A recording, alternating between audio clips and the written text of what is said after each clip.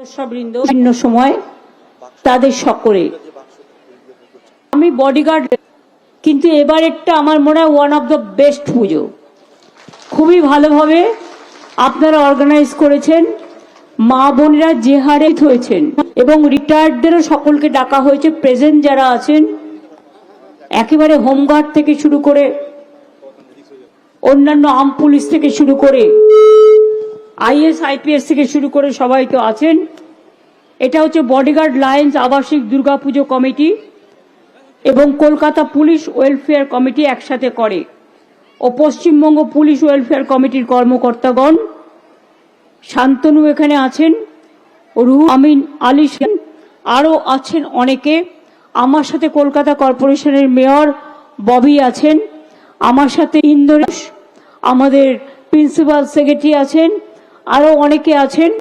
আপনারা জানেন আপনাদের পুজোর উদ্বোধন হয়ে গেলে আমি এখান থেকে প্রায় 400 পুজোর জেলার উদ্বোধন করব ভার্চুয়ালি, এবং বডিগার্ড এটা সাক্ষী হয়ে থাকবে যে আপনাদের এখান থেকে সারা পশ্চিম বাংলায় অতগুলো পুজো ভার্চুয়ালি উদ্বোধন আপনারা দেখতে পাবেন এবং সব জেলার পুজো আপনারা দেখতে পাবেন, আপনারা সাক্ষী হয়ে থাকবেন। আমি বলি আমার শিশু সাথীরা যে ডান্স গ্রুপ তাদের নৃত্য পরিবেশন করলেন, জাগো দুর্গা, জাগো দশপ্রহর রণধারিণী, অভয়া শক্তি বল প্রদায়িনী তুমি জাগো। মায়ের যে গান তারা পরিবেশন করলেন এবং নৃত্যের তালে তালে কলকে খুব ভালো, সেটা আমি দেখলাম খুব স্মার্টলি করেছে সবার সাথেও, কিন্তু একটুও নার্ভাস হয়নি। এবং পুলিশের জন্য অনেক কাজ আমরা করেছি পুজোর সময়, আমি আর ব্যতিব্যস্ত করতে চাই না। আগে সিস্টেম ছিল না, কিন্তু এখন পুলিশের যদি কেউ অসুস্থ হয় তার সাহায্য, তার পরিবারকে সাহায্য, কেউ মারা গেলে তার সঙ্গে সঙ্গে পরিবারের চাকরি, এগুলো আমরা অলওয়েজ করি। ইভেন পুলিশ ল ইনস্টিটিউটও তৈরি করেছেন, এতে পুলিশের ছেলে মেয়েরা জীবনে বড় হওয়ার যে সুযোগ সুবিধাগুলো পাচ্ছেন সেটাও কিন্তু বড় কাজ। আপনাদের এখানে যেমন ট্রেনিংও হয়, খেলাধুলাও হয়। বডিগার্ড লাইনটা এখন পাল্টে গেছে। আগে আমি যখন আসতাম, যখন আমি যাদবপুরের এমপি ছিলাম, আমি দেখতাম এখানে বর্ষাকালে নৌকা চলতো, এক কোমর জল জমে থাকতো। এখন জল জমেছে? জল আর জমেছে এবারে? এখনো পর্যন্ত জমেনি, কারণ ড্রেনেজটা তৈরি করা হয়েছে। সেই জন্যে পাম্পিং স্টেশনও, হ্যাঁ, কাজেই আপনারা কত কাজ করেন। ফুটবল খেলাতেও আছেন, বিয়েতেও পাহারা দিতে হয়, শ্রাদ্ধেও পাহারা দিতে হয়, মৃত্যুতেও দিতে হয়, হাসপাতালেও দিতে হয়, বড় খেলাতেও দিতে হয়, পুজোর সময় দিন রাত্রি জেগে পাহারা দিতে হয়। সব ব্যাপারে বন্যার ত্রাণেও অনেক কাজ করেছেন আপনারা। মানুষের কাছে বন্যার রিলিফ আপনারা পৌঁছে দিয়েছেন নৌকোয় করে গিয়ে গিয়ে। এই কাজগুলো কেউ মনে রাখে না। হাজারটা কাজের মধ্যে একটু ভুল ত্রুটি হয়ে গেলে অজ্ঞাতভাবে সেটাকে নিয়ে অনেকে অনেক উল্টোপাল্টা কথা বলে, কুৎসা করে, চক্রান্ত করে, অপপ্রচার করে। মির যে সম্মান আছে, সেন্ট্রাল ফোর্সেসের যে সম্মান আছে, বেঙ্গল কলকাতা পুলিশের সম্মান একাংশ পঞ্চম, তাদেরও পরিবার পরিজন আছে। এক কিছু ভুল হলে বলে গিয়েছিলেন। সুতরাং নেতাজি সুভাষচন্দ্র বোস বলেছিলেন, কাজ করতে গেলে কোথাও কোথাও আমাদেরও কি ভুল ত্রুটি হয় না? নিশ্চয়ই হয়। বর্ষার সময় দাঁড়িয়ে আছে, ট্রাফিক গুলো ভিজছে, গলগল করে তার গা দিয়ে জল পড়ছে, গরম, তখন তো দেখি না আমরা তাদের কাজ। আগুন লাগলে তারা গিয়ে ফায়ার ব্রিগেডটা আগে জায়গা করে দেয়, কখনো কখনো গ্রিন যে রাস্তা করা হয়, গ্রিন করিডোর করেও নিয়ে যাওয়া হয়।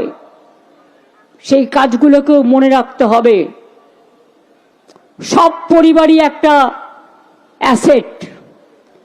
আমি এখনো মনে করি আমার পুলিশ ফোর্স এই কাজটা করতে পারে, তার কারণ তার পরিবার পরিজন তাকে সাথ দেয় বলে।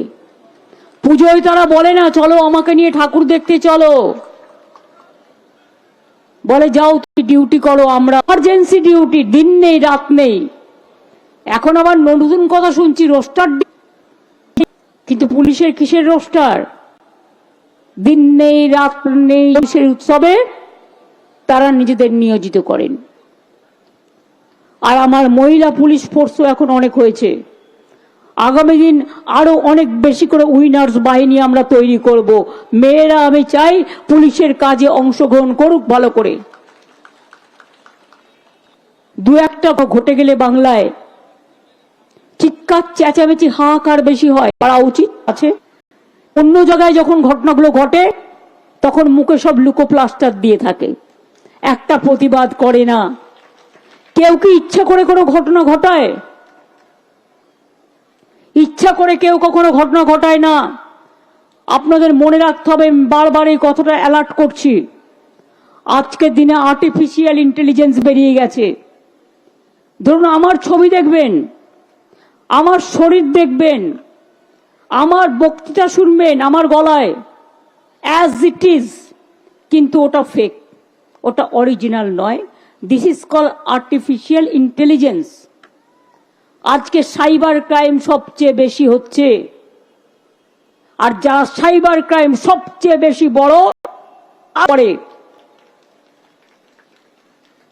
যারা ভিডিওতে বেশি ব্যবসা করছেন, তাদের মিডিয়া ট্রায়াল করা যায় না। এতে তদন্ত ইনফ্লুয়েন্সড হতে পারে। ক্রাইমের মধ্যে কোনো ধর্ম নেই, কোনো বর্ণ নেই, কোনো জাতি নেই, কোনো অংশ নেই। ক্রাইম করার বিরুদ্ধে স্ট্রং অ্যাকশন হবে। এবং আমাদের এখানে 3টে ফাঁসির অর্ডার অলরেডি হয়েছে। আমি চাই কুলতলির ঘটনাটাও পুলিশ পস্কো কোর্টে করে 3 মাসের মধ্যে ফাঁসির অর্ডার দেবে। তবে এটাও ঠিক,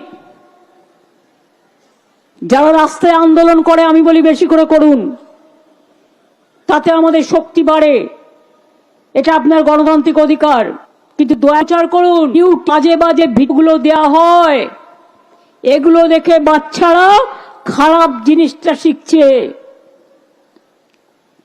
ছোট তাদের আমি দোষ দিই না, যবে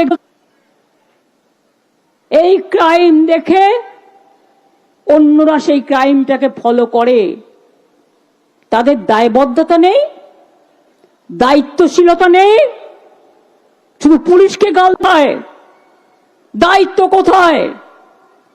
যত সিনেমা সিন ক্রাইমে ভর্তি। আমি সিনেমা, যত সিরিয়াল, আমি নিজে ক্রাইম দেখতে পাই না, আমি বন্ধ করে দিই টিভিটা। কিসের জন্য এত ক্রাইম? সমাজ পথে নিয়ে যাচ্ছেন, অক্ষয়ের পথে নিয়ে যাচ্ছে, উল্টো পাল্টা নিউজ ছড়ানো হচ্ছে। আমি মেয়েদের দায়িত্ব দিয়ে যাচ্ছি, ছেলের মুখ টুইটার করবেন ফেক, এই কথাটা জোট বাঁধুন তো। কেউ কিছু না করে জগতের সব অপরাধ করে কেউ নাকি এখন বড় বড় স্টার হয়ে গিয়েছেন। টুইঙ্কেল টুইঙ্কেল লিটল স্টার নয়, ডাঙ্কেল ডাঙ্কেল ডাঙ্কেল স্টার। আর রিয়েল স্টার হচ্ছেন আপনারা, যারা ঘরে বসে কাজ করেন, যারা সমাজটাকে ভালো চেনেন। আপনাদের বলবো, আপনারাই দায়িত্বটা নিন, এবং আমার দৃঢ় বিশ্বাস এই কাজটা আপনারা করবেন। আর আমি পুলিশকে পরিষ্কার বলছি, বাংলা পুলিশ, কলকাতা পুলিশ সহ, যে মেয়েরা এই অপরাধীদের ধরে দিতে পারবে, ক্রাইমটাকে আইডেন্টিফাই করবে ফার্স্ট, থেকে পুলিশের কাছে এবং তারা চাকরিও পাবে দরকার হলে। এই সাইবার ক্রাইম এদের দিয়ে করাবেন, এরাই করে। এই কাজটা ওদের দ্বারাই সম্ভব। আর ওই ফ্যামিলির কাছে আমি গ্রেটফুল। সে দায়িত্ব নিয়ে কেউ কেউ আবার ফেক ওয়েলফেয়ার কমিটির নামে বদনাম করে বেড়ায় বলছিল, আমরা সেটা করি না। নিউট্রাল ওয়েলফেয়ার কমিটি আছে, তাদের প্রতি পূর্ণ আমাদের। রাজা চলে বাজার তো কুত্তা ভুকে হাজার, এটা মাথায় রাখতে হবে। যে কাজ করবে গালাগালি সেই খাবে, এটা আজকে কলিকালের নিয়ম। আর যে কাজ করবে না, কে তাকে গালাগালি দেবে? তারা নাকি সমাজের বড় বড় ত্রাতা। কেউ কেউ বড় ভাবছে তারা ভগবানের থেকেও বড়। এত বড় ভগবান যে তার আগা পাশতারা দেখা যায় না। মনে রাখবেন, আরো স্ট্রং হতে হবে, কুললি কাজটা হ্যান্ডেল করতে হবে। ওপরে থাকবেন কুল আর ভেতরে থাকবেন বোল্ড, এটা মাথায় রাখতে হবে। Be rough and tough and sometime be soft. আপনাদের কাজের ধারা হিউম্যানিটি, মানবিকতা, মানবিক দিকটাও দেখবেন। আর যারা শয়তান, আমি হই আর আপনি হই, তাদের কোন রকম ক্ষমা করবেন না, সে যেই হোক। Take strong action. Government is absolutely behind the police forces. অশুভ শক্তির বিনাশ করুক, শুভ শক্তির জয় করুক, এটাই কাছে আমার কামনা। মাগো জাগো, সবার বিবেক জাগাও, আবেগ জাগাও, শেখাও। আজকে আপনি যে 10 জনকে গালাগালি দিচ্ছেন, একবারও মনে করেছেন পরিবারের দাম আছে? সব পরিবারের দাম আছে, এটা কিন্তু বোঝা দরকার। কখনো কখনো বোঝাতে হয়। আমি 21শে জুলাই একটা বক্তৃতায় বলেছিলাম, অনেকে আমাকে ক্যাঁক ক্যাঁক করছে, করতে দিন, ওদের খ্যাঁক খ্যাঁকে গলারও করে যাক। আমি আমার কথা বলবো। আমি আমার কথা বলছি না, রামকৃষ্ণ পরমহংসদেব যিনি আমাদের পথপ্রদর্শক, আমি তার কথা বলছি। তিনি কি বলেছিলেন? একটা সাপ তার কাছে আসছো, তিনি কথামৃত কথা বলতে বলতে কথা বলতেন। তিনি বলেছিলেন, সাপটি তাকে এসে বলেছিল, তিনি বলেছিলেন সাপটাকে, তুমি কাউকে কামড়াবে না। আমার কথায় আমি তো কাউকে কামড়াই না, কিন্তু আমাকে অনেকে ঢিল মারে, লাঠি দিয়ে মারে, দেখো আমার গা দিয়ে রক্ত বেরোচ্ছে।